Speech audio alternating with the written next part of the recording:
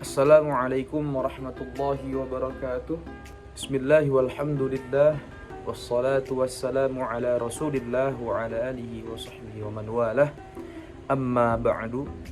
Saya Alfa Chandran dari kelas 6D mata kuliah Hadis di Indonesia.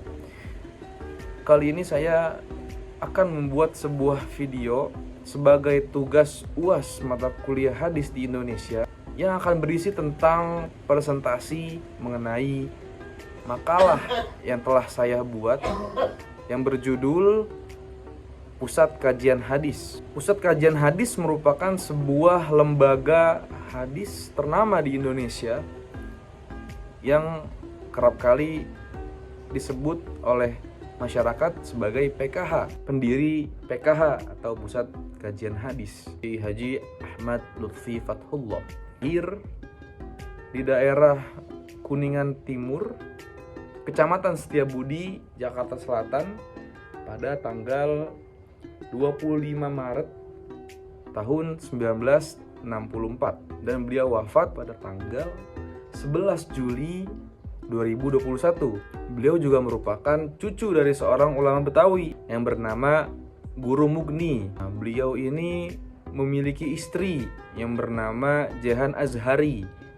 Sebelum saya akan membahas tentang lembaga hadis ini, alangkah baiknya kita mengetahui urgensi dari belajar atau memahami tentang hadis. Hadis merupakan sumber hukum kedua di dalam Islam setelah kitab Al-Quran. Maka tidak lengkaplah kalau kita memahami Al-Quran tanpa kita memahami hadis terlebih dahulu.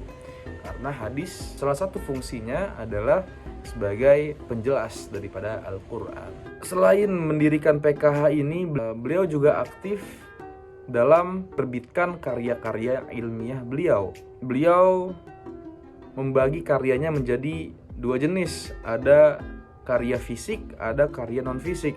Adapun jejak pendidikan beliau, setelah beliau lulus SD, beliau melanjutkan studinya SMP dan SMA-nya ke Pondok Pesantren Modern Gontor. Kemudian setelah lulus dari Gontor ini, beliau melanjutkan S1-nya ke Damascus University, S2-nya ke Jordan University. Kemudian setelah lulus S2 dari Jordan University, beliau melanjutkan S3-nya ke Universiti Kebangsaan Malaysia. Kemudian adapun guru-guru beliau yang masyhur, diantaranya adalah kakeknya beliau sendiri yaitu Guru Mugni, kemudian pamannya yaitu Kiai Haji Ali Shidhar Malisi, kemudian ada Profesor Dr. Syekh Nuruddin At-Tir, kemudian ada Kiai Haji Imam Zarkashi, kemudian ada Profesor Dr. Syekh Mustafa Dib Al-Bugha, yang paling masyhur adalah Profesor Dr. Syekh Wahbah Az-Zuhaili. Karya-karya beliau terbagi menjadi dua. Ada karya fisik, ada karya non-fisik. Adapun karya-karya fisik yang beliau keluarkan, yaitu diantaranya beberapa kitab dan buku. Ada sebuah buku yang berjudul Hadis-Hadis Keutamaan Al-Quran. Kemudian ada juga beliau menulis sebuah buku yang berjudul Rumus-Rumus Hadis dan Rijalul Hadis. Kemudian ada buku yang berjudul 40 Hadis Keutamaan Zikir dan Berzikir. Dan ada buku yang berjudul Seri Hadis untuk Anak. Ya, beliau yang non-fisik yaitu berupa CD atau DVD. Selanjutnya yang terakhir adalah sejarah berdirinya Pusat Kajian Hadis atau PKH. Pusat Kajian Hadis berdiri dengan dasar keresahan dari para akademisi dan kalangan tradisional terhadap lemahnya kajian hadis di Indonesia, dengan beberapa bukti, dari mulai masih minimnya atau masih kurangnya pakar-pakar hadis di Indonesia. Mungkin pakar-pakar Al-Quran sudah banyak, namun ulama-ulama yang khusus mempelajari dan ahli dalam ilmu hadis masih sangat jarang ditemui di Indonesia. Kemudian juga masih minimnya fakultas atau jurusan hadis di universitas-universitas Islam di Indonesia. itu dikarenakan masih minimnya minat mahasiswa atau santri terhadap hadis. Kemudian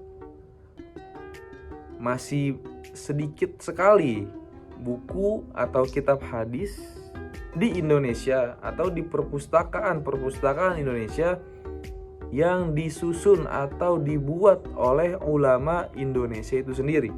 Maka dari beberapa keresahan ini, Kiai Haji Ahmad Lutfi Fatullah mendirikan sebuah lembaga yang fokus dalam mengembangkan hadis. Maka dengan berlandaskan keresahan dari para akademisi dan kalangan tradisional ini, akhirnya Kiai Haji Ahmad Lutfi Fatullah membangun sebuah lembaga hadis yang berfokus untuk mengembangkan hadis di Indonesia, khususnya dalam hal mendigitalisasi hadis.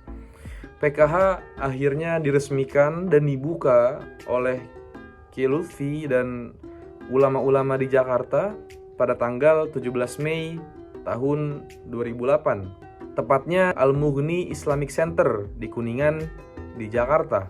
Maka dari sinilah awal mula terbentuknya pusat kajian hadis yang kita kenal sampai sekarang. Saya Alfa Chandran. Assalamualaikum warahmatullahi wabarakatuh.